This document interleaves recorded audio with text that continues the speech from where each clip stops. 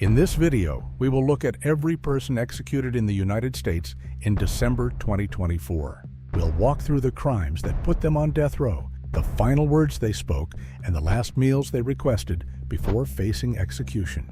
But before we start, let us know in the comments where you are watching this from. After spending 12 years on death row, Christopher Leroy Collings was executed in Missouri. But what did he do to end up strapped to a gurney? On the night of November 3, 2007, Rowan Damia Ford was supposed to be safe in her bed. She was 9, bright, trusting, the kind of kid who smiled with her whole face. But that night, her world shattered. Because while her mother, Colleen Munson, was working a late shift, Rowan vanished from her home in Stella, Missouri. Around 8:30 that night, Colleen left her daughter Rowan with her husband, David Wesley Spears, so she could go to work. David wasn't alone, though. He was hanging out with 2 friends, Christopher Collings and Nathan Mahoran. The 3 of them spent the evening drinking heavily and shooting pool. And at some point, Chris decided to head back to his trailer in Wheaton to smoke what he called a hog leg, a large hand-rolled joint. He talked the other 2 into going with him, even though it meant leaving Rowan alone in the house. And they didn't stop drinking either. They made at least 3 separate trips to pick up more alcohol before the night was over. And by the time the clock was creeping toward 11:30 p.m., Nathan and David finally decided it was time to leave the trailer. Nathan was too drunk to risk taking the main road, so he stuck to the winding back roads to drop David off at his house, then continued driving to his home alone. But Chris didn't stay behind. A thought hit him. If he left shortly after Nathan and David, he could beat them back to David's house. But by then, he had already drunk more than 5 six-packs of Smirnoff Ice and admitted he was really messed up. But that didn't stop him. He got behind the wheel anyway and took the most direct route there. When he stepped inside David's house, it was quiet, eerily quiet. He moved from room to room like he owned the place, even pausing to use the bathroom. His mind was clouded by alcohol, but fixed on something darker. And then he walked into Rowan's room. She was asleep, small, defenseless, and unaware of the danger now standing over her. Without a word, he scooped her up in his arms, carried her out of the only safe space she had, and took her to his truck. They drove back to his trailer, and when they got there, Chris carried her inside. She was still asleep, her body limp in his arms. He laid her on the bed. But the worst was still coming. Rowan woke up in the middle of the and the second she realized what was happening, she fought back. But Chris didn't stop. He kept going until he got what he wanted. He would later claim that he meant to take her home after he was done. At least that's what he told himself as he led her toward the door. The room was dark, and he stayed quiet, careful to keep her facing away. But the night turned on him. A strip of moonlight broke through the trees and lit up his face, and when Rowan turned and saw him, she froze. She knew that man. Chris had been part of the family's life for years. He and her stepdad David had been close, and Chris had even lived in their basement for months up until a few weeks earlier. Rowan had liked him. He sometimes helped her with her homework, and she had even called him Uncle Chris. But in that moment, everything changed. Chris panicked. His eyes darted to a coil of cord in the back of his nearby parked pickup truck, and his hands moved before his mind could stop them. He slipped the loop over her head and pulled until she stopped moving. After it was over, he realized what he had done, but there was no turning back now. He needed to do something. So he placed her in the bed of the truck and drove to a cave on Fox Hollow Hill. There, he dumped the body in the sinkhole and tried to cover the top with some sticks and debris and drove off. When he got home, he burned her pants and underwear, the rope, and his own blood-stained clothes in a stove. Then he rolled up the mattress, stuffed it into a burn barrel with some old carpet, and lit it on fire inside a barn, hoping no one would notice. Then he went to bed like it was just another night. But when Colleen got home from her overnight shift around 9 a.m. the next morning, the first thing she noticed was the silence. Rowan wasn't in her bed, and she wasn't anywhere in the house. She searched every room, calling her daughter's name, but there was no answer. Finally, she went to wake David. "Where's Rowan?" she asked. And David told her Rowan was staying with a friend, but when Colleen asked who, he couldn't give a name, no address, nothing. Worried, Colleen stepped outside and started walking the neighborhood, scanning yards, driveways, and sidewalks, hoping to spot her daughter. But she found nothing. She told David they needed to call the police, but he brushed her off, repeating that Rowan was at a friend's house, and he wouldn't even let her use the phone. By the afternoon, with no sign of her daughter and her gut screaming that something was wrong, Colleen made the call anyway. She contacted the sheriff's office and reported Rowan missing. David, Nathan, and Chris were immediately questioned since they were the last ones to have seen Rowan, but they all claimed that they knew nothing about her disappearance. By November 5th, 2 days after Colleen had reported her daughter missing, the case had already grown too big for Newton County alone, and the FBI stepped in. While local deputies kept pressing David for answers, federal technicians took his pickup and another vehicle his mother said she had loaned him the night Rowan vanished. That same night, the FBI met with Chris and Colleen at Colleen's home. Chris stuck to his original story. He also said he thought David was responsible for her disappearance and even offered to wear a wire to help the investigation. He also volunteered for a polygraph and a computer voice stress analysis. And he named possible locations where David could have hidden Rowan. 2 days later, on November 7th, Chris met with the FBI once again. This time, he handed over a DNA swab and signed off on searches of his safe, his property, and his trailer. But when the topic turned back to Rowan, everything about him changed. He got tense, emotional, and defensive. And when the agents pushed further, he snapped, telling them if they were accusing him, the conversation was over. But it didn't matter, because 6 days in, David finally broke. He told police exactly where to find Rowan, and he was telling the truth. Rowan's body was found at the bottom of a remote sinkhole called Fox Cave. She was nude from the waist down, except for one sock with rope marks around her neck and leaves and debris covering her.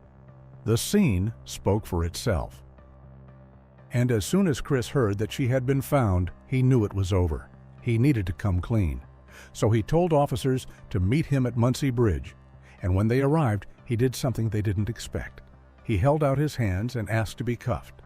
Officer Clinton Clark told him that wouldn't be necessary, but Chris just said, "For what I'm about to tell you, you will." Sitting on the slope by the bridge, Chris broke down and told him everything. He confessed again at the station, this time on camera, admitting he had been bawling like a baby all afternoon. But what stunned investigators wasn't just what Chris said. It was that he said it at all, because they still believed David was the one behind Rowan's disappearance. But that changed fast. When they circled back to David, he flipped the story. He now claimed that he had Rowan too, and that he had been there when Chris killed her. In fact, David was the one who eventually led police to Rowan's body. But Chris denied all of it. According to him, David wasn't involved, didn't know anything, and had nothing to do with what happened. But how did David know where to find her body if he wasn't involved? Search teams combed Chris's property and found rope, wire, burned debris, ashes, and even hair in his truck. The autopsy confirmed Rowan had been strangled, and it was estimated she stayed conscious for about 10 seconds before passing out, and that she was brain dead within minutes. But there was more. The report also showed severe trauma, bruising, and injuries from being thrown into the sinkhole. The morning before Rowan's funeral, teachers and children gathered in the cold, standing around a small hole in the earth where they planted a young pink dogwood tree, because pink was Rowan's favorite color. Beside it, they placed a concrete angel and a marker etched with the 2 dates that now defined her life: April 11th, 1998, the day she was born, and November 9th, 2007, the day she was found. A cluster of purple balloons were lifted into the gray sky, each one carrying a note from her classmates, messages written in shaky handwriting and crayon strokes. She was special, her teacher, Mr. Holt, told the court. He kept Rowan's desk untouched for days because he couldn't face what clearing it out meant. And another teacher testified, "She was just a little ray of sunshine, just the sweetest girl you would ever meet." Another teacher, Tammy Marshall, recalled the very last time she saw her, just hours before everything happened. Rowan's hair was worse than usual that morning, badly tangled.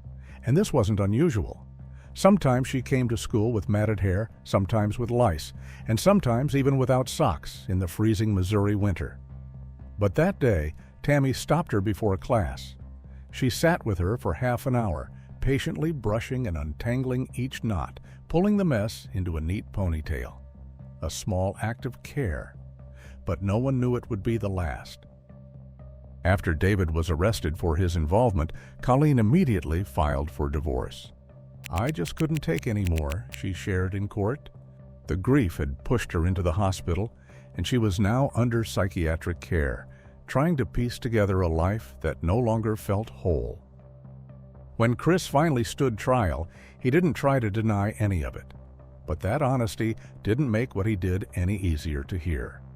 Jurors sat through his testimony about Rowan's final moments, how she was groomed, betrayed, and murdered by a man she thought she could trust. And in March 2012, it took them only 48 minutes to decide his fate. They called the murder outrageously and wantonly vile and sentenced him to death. At first, both Chris and David faced the same charges, 1 count of first-degree murder, 1 count of forcible, and 1 count of statutory. But as the year went on, the case against David began to shift. On September 26th, prosecutors made a quiet but pivotal move. They dropped the murder charge. Instead, the prosecution and defense struck a plea deal. David would admit guilt, but not for killing Rowan. He pleaded guilty to endangering the welfare of a child and to helping cover up a crime. The state explained that further investigation hadn't turned up solid proof that David took part in the or murder. And while his actions were serious, they argued, his role was far smaller than Chris's. The judge sentenced David to 11 years in prison, but because his time counted from the day of his arrest in 2007, he didn't serve the full term. After just over 7 years, he quietly walked out of prison in 2015. No apology, no public statement, just freedom. However, for Chris, the case played out differently. He spent the next 12 years on death row, fighting the inevitable. But in 2024, his time finally ran out. On December 3, 2024, when Rowan would have been 26 years old, Missouri carried out his execution by lethal injection.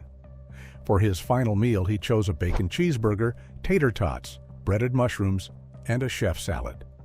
Later that night, he was strapped to the gurney, and before the drugs were administered, he somewhat apologized to Rowan's family. "Right or wrong, I accept this situation for what it is," he said in a written final statement. "To anyone that I have hurt in this life, I am sorry. I hope that you are able to get closure and move on." He continued, saying that, "Regardless which side of this situation that you are on, you are in my prayers, and I hope to see you in heaven one day." But for her family, it was too little, too late. Rowan's older sister, Ariane, said she felt justice was finally served, but not complete. He took someone who lit up every room. Lethal injection was too kind for him. At 6:10 p.m., Uncle Chris was pronounced dead. Christopher Leroy Collings was 49 years old. 2 weeks later, the next execution was scheduled. After spending 25 years on death row, time ran out for Joseph Edward Corcoran. But how did he end up on death row in the first place? In the early hours of July 26, 1997, something in Joe snapped. He was 22 years old and living in a small Fort Wayne home with his sister Kelly and her fiancé Robert Turner. That day, the place had filled up. Joe's brother James had come over along with 2 family friends, Timothy Bricker and Douglas Stillwell. Robert was already there, and like many nights before, the group gathered around the TV, eating pizza, sharing stories, and laughing. But upstairs, Joe sat alone in his bedroom, convinced they were talking and laughing about him. He thought they were whispering about his past, about the accusations that had never really gone away. 5 years earlier, his parents, Jack and Catherine Corcoran, had been shot to death inside their home, and Joe had been charged with their murders. And those charges had nearly ended his life before it began. The police had heard all of it and arrested him, but at trial, the case collapsed. There was no murder weapon, no confession, just stories and rumors, and the jury had to acquit him. But the acquittal didn't clear his name. The whispers followed him everywhere, and that night, as the others laughed downstairs, Joe believed those whispers had found their way into his own living room. He couldn't shake the feeling, and he wasn't going to let it go. On top of that, Kelly recently told him that after she married Robert, Joe had to move out of the house.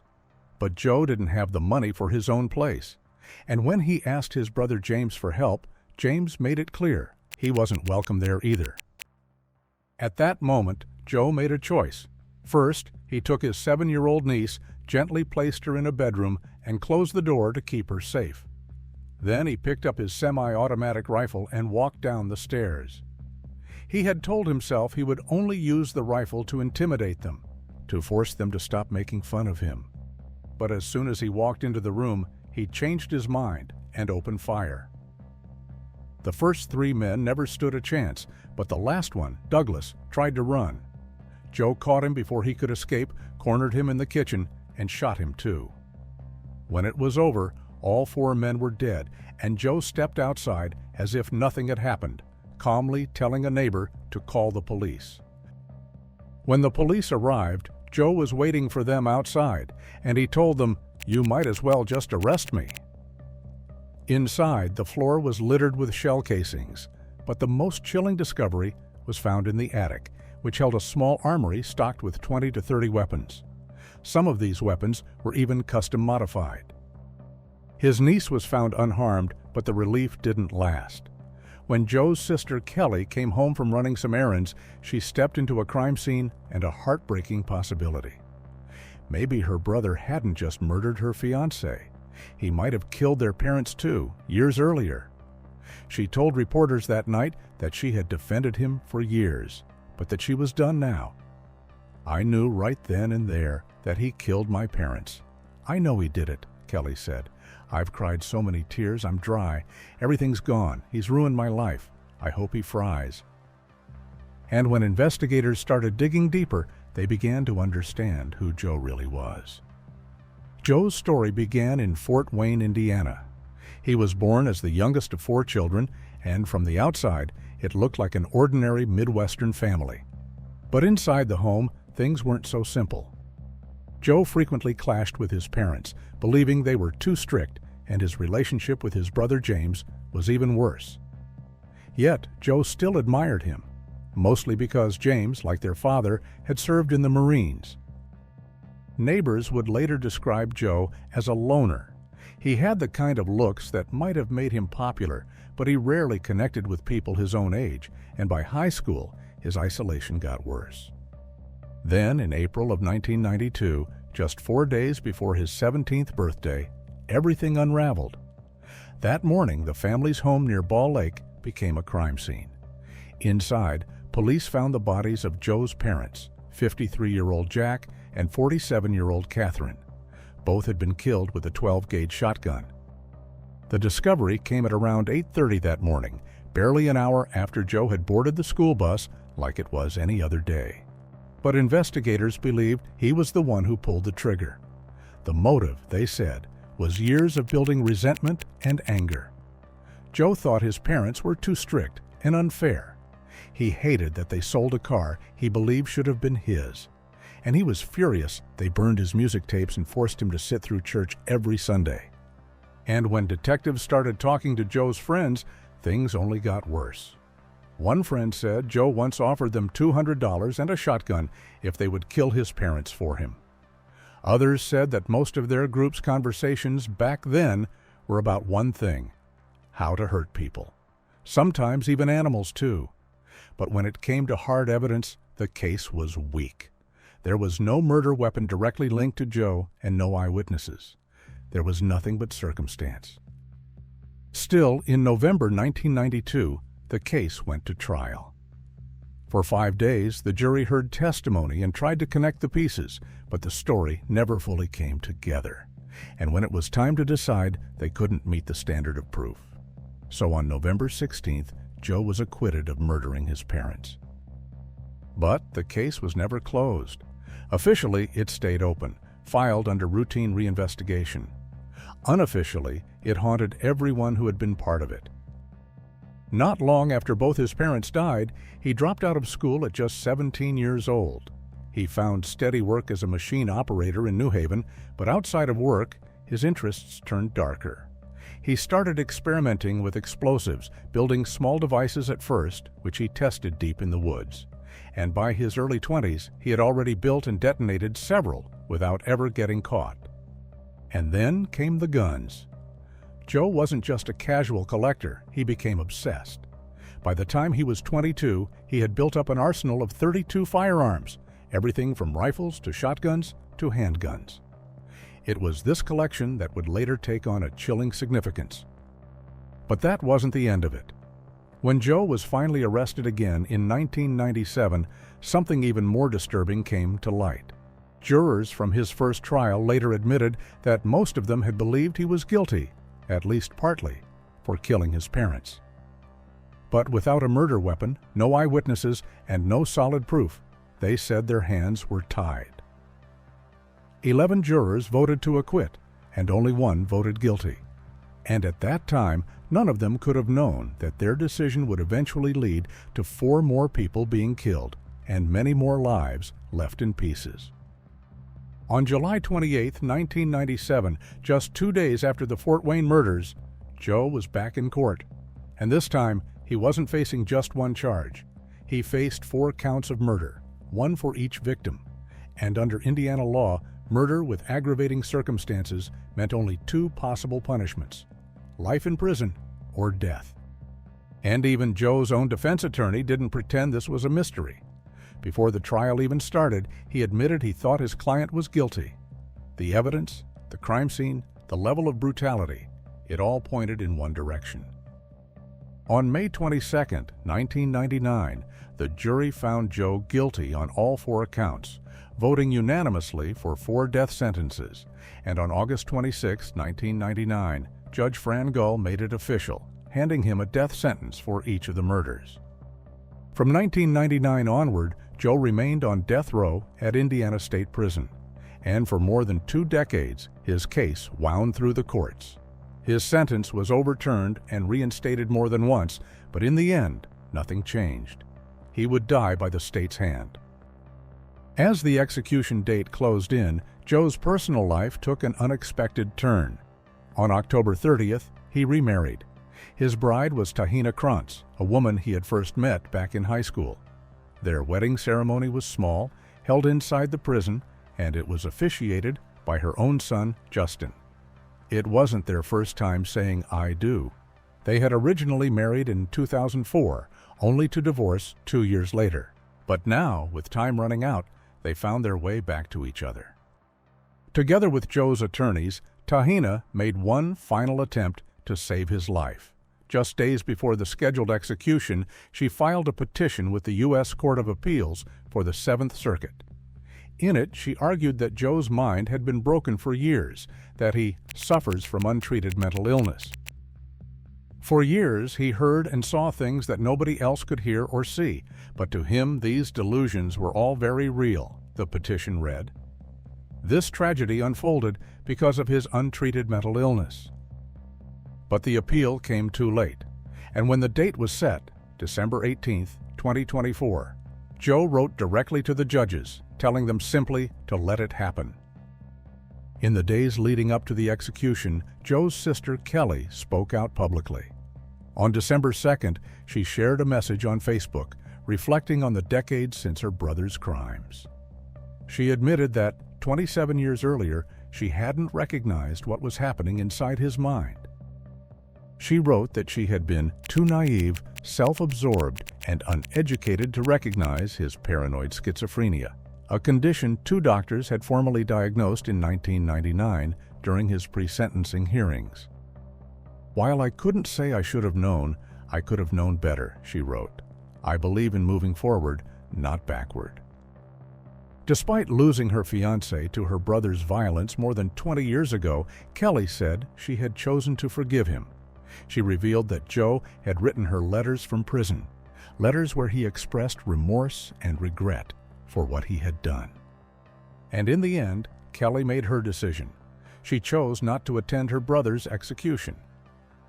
At midnight on December 18, 2024, Joe was strapped to a gurney at Indiana State Prison. For his last meal, he simply chose a pint of Ben & Jerry's ice cream, and he spent his final hours with his wife and her son. Only a handful of people came to witness Joe's final moments: a reporter from the Capitol Chronicle, Tahina, and her son and Larry Comp, a federal defense attorney who had stood by Joe through years of appeals. Together, they watched in silence as the process began. Joe declined to give a final statement. "Not really," he said when he was asked if he had any final words. "Let's get this over with." He offered no apology and no words for the victims' families. Then the drugs began to flow, and 8 minutes later, at 12:44 a.m., he was pronounced dead. Joseph Edward Corcoran was 49 years old. That brings us to the last person executed in December 2024. After 16 years, Kevin Ray Underwood was executed by lethal injection. But what did he do to end up strapped to a gurney? Lately, Kevin had been consumed by a dark, obsessive fantasy, one that went far beyond violent thoughts. He wanted to abduct someone, assault them, kill them, eat their flesh, and then make the body disappear. And in his mind, Jamie Rose Boland was the perfect target. In 2006, Jamie was splitting her time between two homes.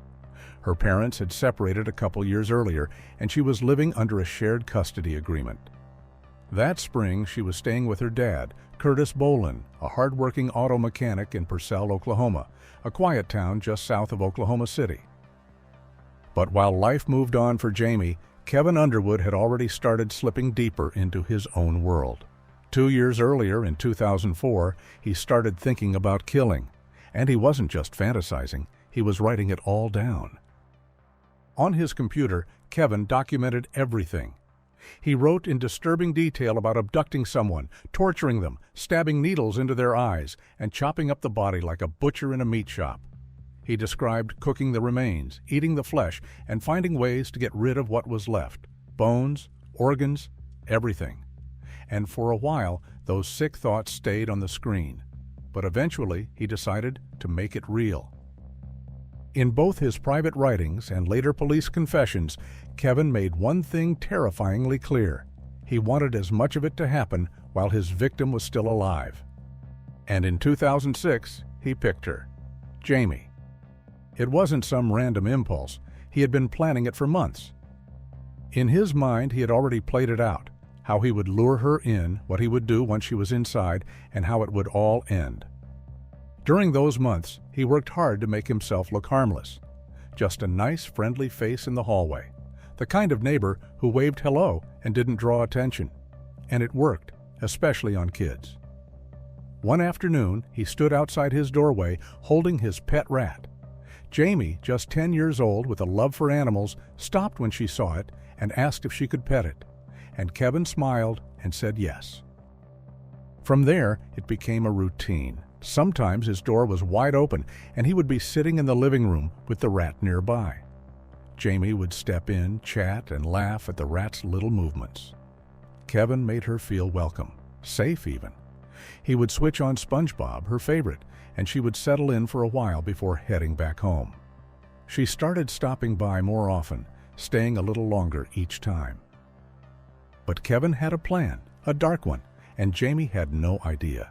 He had already chosen her. She was the one he had been waiting for, and all he needed was the right moment. And on April 12, 2006, he decided that moment had come. Jamie went to school like always, but planned to stop by the library afterward. First, though, she came home to change clothes. Kevin had been hoping to grab her before she ever walked through her front door to make it look like she had vanished on her way home from school. But he missed his chance. And now, with her outfit changed, anyone would know she had been home. Still, he didn't care. He had waited long enough, and he was going to move forward anyway. As she passed by his door again, Jamie asked if she could come in and pet the rat. Kevin said yes. She stepped inside, knelt down beside the animal, and reached out. But while she focused on the rat, he crept behind her. Then he grabbed a heavy wooden cutting board and brought it down on her head. Hard, hoping to knock her unconscious.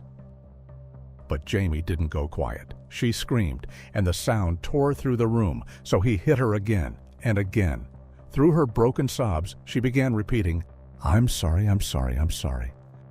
A terrified plea from someone who didn't understand what she had done wrong. She tried to run, panicked and disoriented, but Kevin lunged, tackled her to the floor, and pinned her down. Then he sat on her chest and pressed his hand over her face, holding it there until it was over. But that wasn't quick. Kevin later told investigators it took 15 to 20 minutes before Jamie finally stopped moving. Afterward, he stepped outside and brought Jamie's bicycle in from where she had left it. But as he looked at it, something clicked. The bike, he realized, would be harder to get rid of than her body. So he took it apart piece by piece and shoved it under his bed. That could wait. Kevin was frustrated, disappointed even. The plan he had carefully built in his mind was already falling apart. Jamie had died too soon before he could do everything he had imagined. But that didn't stop him. Even though she was no longer alive, he went ahead anyway. He acted out the rest of his fantasy anyway, just the way he had pictured it. He tried to violate her body, but couldn't perform. Frustrated again, he dragged her into the bathroom and tried to cut off her head with a knife. But that didn't work either. He later told investigators he had wanted to set it on a desk so it could, watch me. He also had planned to sleep next to her corpse for a day or two, then eventually cook and eat parts of it. But things turned out a little different than planned. In the end, he wrapped Jamie in plastic sheeting, placed her into a large plastic storage tub, sealed it shut, and hid it inside his closet. Meanwhile, Jamie's father, Curtis Boland, had come home and noticed she was missing. He didn't hesitate and called the police right away. And the search kicked off quickly. Officers, firefighters, and dozens of neighbors combed out the area, checking ditches, fields, and parking lots. And when there was still no sign of her the next day, the FBI got involved, sending more than 24 agents to help. Then a neighbor came forward. She had seen Jamie with a young man from the same apartment complex, but no one knew who he was. By April 14th, 2 days after Jamie vanished, police had set up roadblocks near her apartment complex, stopping cars and questioning drivers in hopes of getting a lead. At one of those checkpoints, FBI agent Craig Overby pulled over a truck. Behind the wheel was Kevin's father, and sitting quietly in the passenger seat was Kevin himself. Kevin's father mentioned that they had heard about the missing girl, and then casually added that Kevin actually lived right next door to her. That detail immediately caught Craig's attention. He asked Kevin if he would be willing to step into the patrol car for a quick conversation. Kevin agreed, but once the door shut, the things he said began raising serious red flags. When Craig asked if Kevin had seen Jamie that Wednesday afternoon after school, Kevin said he had, briefly, as she rode away from the apartment complex on her bike, and that made him possibly the last known person to see her alive. So officers asked him to come down to the station for a formal interview, and Kevin agreed again. But the red flags kept coming. Everyone else who had seen Jamie that day described the same outfit, the one she wore to school. But Kevin gave a completely different description. Stranger still, he claimed to have only glanced at her as she rode off, yet somehow he could recall in perfect detail exactly what she had on, from head to toe. After the interview was over, the FBI agents offered to drive Kevin home, but once they arrived at the apartment complex, they asked if they could search his apartment, and Kevin said yes. He feared that it would be suspicious not to let them in, and he just hoped they wouldn't find what he had hidden. By 5 p.m., they were inside his small, messy unit, and in the closet they found a large plastic storage tub with its lid sealed tight with duct tape. Kevin claimed it was filled with comic books and that the tape was to keep moisture out. But when Craig peeled back a strip and cracked the lid open, he stopped cold. Inside, just beneath the surface, was a small shirt, exactly like the one Kevin had described Jamie wearing the day she vanished. Craig didn't see any comics, and when he mentioned that out loud, Kevin didn't hesitate. "Go ahead and arrest me," he said, flat and calm. Craig stared at him. "Where is she?" Kevin met his eyes. "She's in there. I hit her and chopped her up." The words seemed to drain the air from the room. Kevin started to shake, his breathing quick and ragged. Then he said, "I'm going to burn in hell." Jamie's body was taken to the medical examiner's office, where the autopsy began under cold fluorescent lights. Every bruise, cut, and mark told part of the story, one Kevin had already confessed to. There was deep bruising on the back of her head, lining up with Kevin's account of the wooden cutting board blows. And in her eyes, tiny red spots, called petechiae, revealed the terrifying pressure that had cut off her air. Along her cheeks there were faint curved marks, the shape and size consistent with a hand pressed over her face. But the worst injury couldn't be overlooked. A deep open wound across her neck, just like Kevin had described. The examiner also found damage to Jamie's area, including tearing so severe it left no question about the violence she had endured. But one question couldn't be answered: whether Jamie had still been alive or even conscious during those final moments. In the end, the official cause of death was listed as asphyxiation. Later, Kevin gave a full confession. He told investigators he had spent months planning the murder, driven by dark fantasies involving and even cannibalism. But he also claimed that when the moment came, he didn't eat any part of Jamie's body, because he felt disgusted with himself. He also said he chose Jamie simply because she was easy to get to. In 2008, Kevin went to trial, and from the very beginning, he never truly fought the evidence against him. He didn't outright admit to killing her, but he didn't deny it either. Even his own lawyer told the jury they would probably find him guilty and that the real goal was just to keep him off death row. The prosecution's case was overwhelming. Jurors watched the FBI interview where Kevin, calm and almost matter-of-factly, confessed to everything he had done. They read the printed transcript. They heard how each step of the crime had played out, in his own words. When it came time to decide his sentence, the same jury had to ask whether there was any reason to spare him. Prosecutors pointed to two aggravating factors: that the murder was especially heinous, atrocious, or cruel, and that Kevin would remain a continuing danger to society. In the end, the jury agreed on one. They ruled that what Kevin did to Jamie was so horrific that it met Oklahoma's especially heinous, atrocious, or cruel standard. They didn't find the continuing threat argument proven, but that didn't change the outcome. His defense team tried to humanize him. They brought in family, friends, and mental health experts to talk about Kevin's life, his struggles, and his mental state. But when the jury put it all on the scale, the horror of what he had done, against any reason to show mercy, they didn't flinch. It took just 23 minutes to find him guilty of first-degree murder, and when it came time for sentencing, their decision was unanimous. Every juror recommended death. And later, on April 3, 2008, the judge made it official. Kevin was sentenced to death. At his clemency hearing on December 13, 2024, Kevin didn't offer remorse or ask for forgiveness. Instead, he said he hoped for an afterlife where your every fantasy comes true. He told the board, "If you want to torture your childhood bully, you can." Then he added something even more unsettling. "Basically, my hope is that there's in heaven and I can indulge my every sexual fantasy." In their submission to the parole board, the Oklahoma Attorney General's office summed it up plainly. Truly, Underwood's crimes represent the worst of the worst of the worst. And then they backed it up. They said Jamie's murder wasn't impulsive. It was planned out over months, fueled by Kevin's obsession with violent fantasies. Prosecutors pointed to barbecue skewers he had purchased, allegedly with the intent to torture. They also showed a photo of a Barbie doll, head stuck with needles. And when asked why he had done it, Kevin simply replied, "Kind of illustrates what was in my fantasy." Jamie's sister, Lori Pate, addressed Kevin directly at the hearing. "You showed me at the age of 14 that monsters are not just something made up from storybooks," she wrote.